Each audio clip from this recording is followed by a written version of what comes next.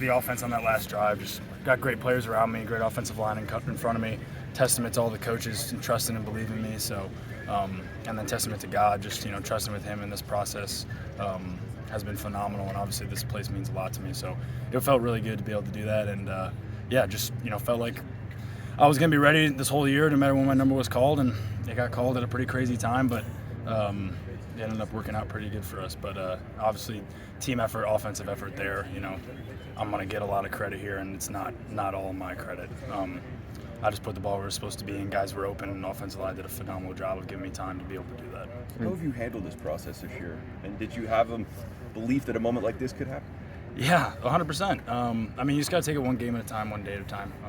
This is my last go-around, so there's no point of looking ahead in the future, no point of trying to figure out what's next, what my next chapter is, which can be tough sometimes, like, putting that on the back burner of just life. But just kind of take it one day at a time, prepare every week like I was a starter, play my role. And it was nice for me because I love this place so much, so I want to see this team regardless if it's today, tomorrow, 20 years down the line. Means a lot to me. So I think just having that mindset weekly has helped me, kept me centered for the most part. And then just being able to enjoy it. So.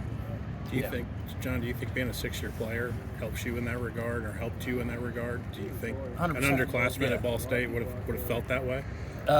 Young John Paddock would not have felt that way. They would have been frustrated. Right. And there would have been a lot more ebbs and flows. But I think just being around it a ton of times, I think it was just, seasons have peaks and valleys, and adversity hits, and the people that can stay level and kind of control their emotions and keep pace through it are usually the people that are the most successful.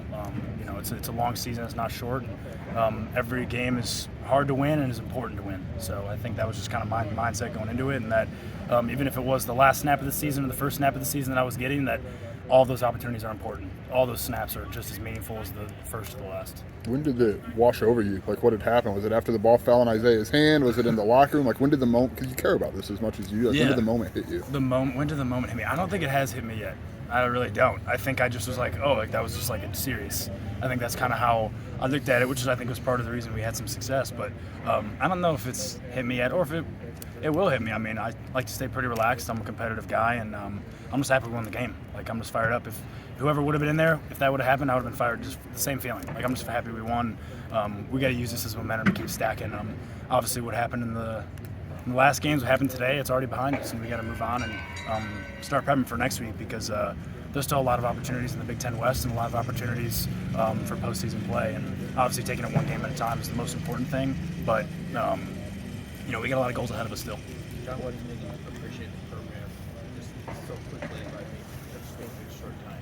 Yeah, I think people have embraced me and my personality just off the rip pretty quick, which is nice to see. And I think the coaches, they don't hamstring anyone and give everyone the opportunity to lead and create influence, which is something I'm passionate about doing in life outside of football.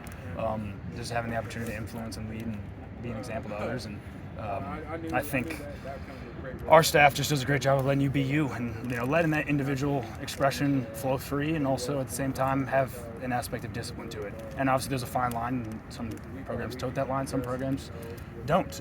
But I think letting us operate within ourselves, but also under a level of discipline, I think is a big plus and positive that this program brings.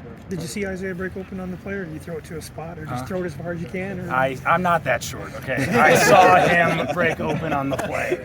Okay, no, I'm just messing with you. I saw him break open. I know they were on cover 2, and we practiced that. He goes right down the chute. So if I could held 27, keep my eyes on Casey for like a split second. I knew I was going to give him a shot. So What would that mean to see him bounce back from a play that could have been really tough? See him bounce back. Yeah. Would you see? Never a doubt in one.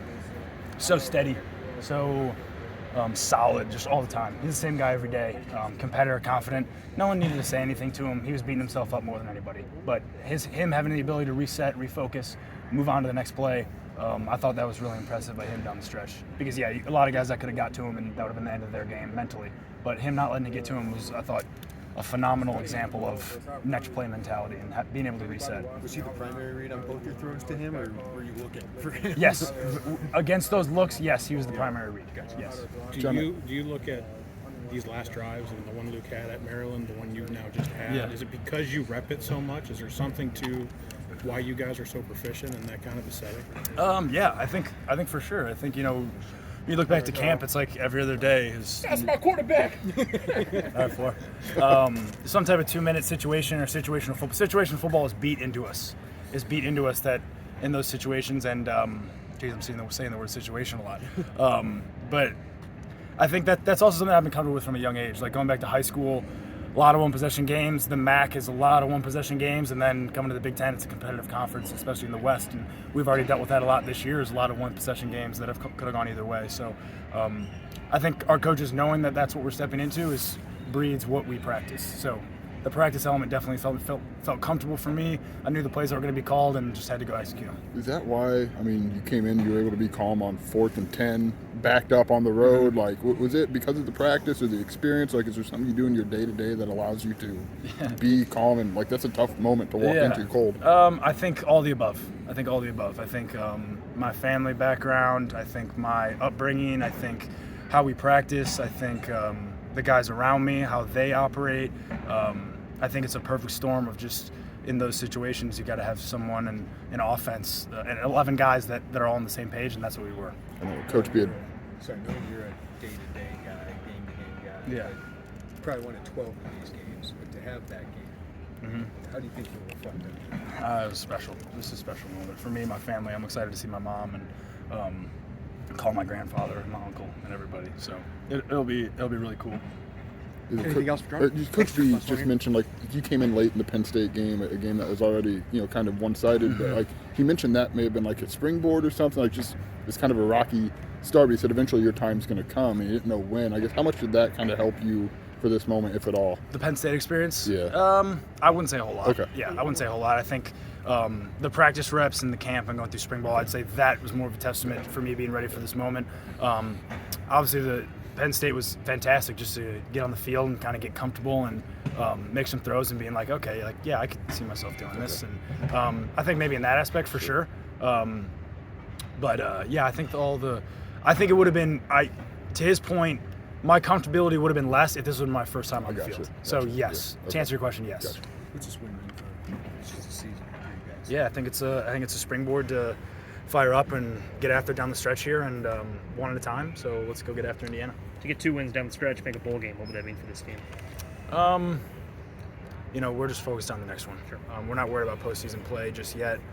I know that's not the fun answer, but it's also not the easy answer either. Guys want to think about the postseason and what's next, but that's not how our team operates. And going down the stretch, we're just gonna be focused on Indiana next week. I think I know the answer to